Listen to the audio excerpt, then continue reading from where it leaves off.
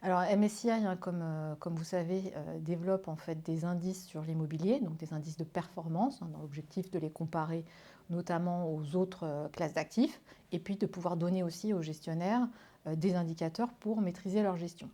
Donc pour pouvoir construire tous ces indicateurs, on collecte des informations très détaillées sur les expertises, les charges, et donc on a mis en place, nous, des standards, mais il y avait besoin que les acteurs aient un standard commun, donc pour tous les acteurs de la place, pour qu'ils puissent facilement échanger entre experts, investisseurs, property managers, etc. Pour que l'information ensuite puisse nous être remontée plus facilement.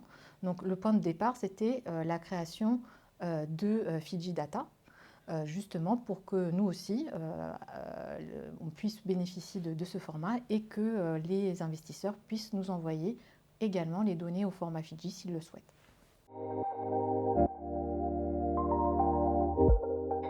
Alors ça, c'est complètement en accord avec les valeurs de MSCI, hein, puisque MSCI, c'est un observateur du marché. Donc nous, on agit pour le compte de l'industrie. On crée ces indices pour la place. Et c'est également important pour nous qu'il y ait des associations qui et aussi développent des formats et également des groupes de travail dont nous avons fait partie, qui permettent de développer ces différents formats et d'offrir aussi un lieu d'échange à tous les acteurs de l'immobilier, donc justement pour le bien commun de l'industrie.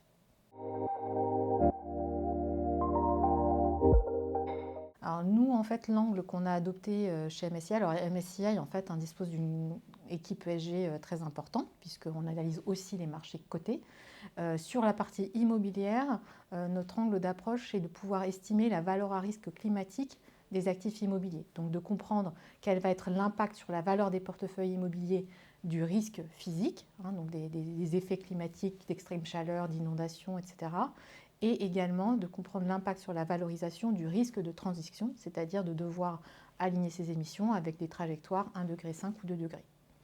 Et donc effectivement, pour pouvoir calculer ces valeurs à risque climatique, on a également besoin d'informations, donc de données sur les patrimoines, les valeurs des portefeuilles, donc ce qu'on a déjà, et également sur les émissions carbone des portefeuilles.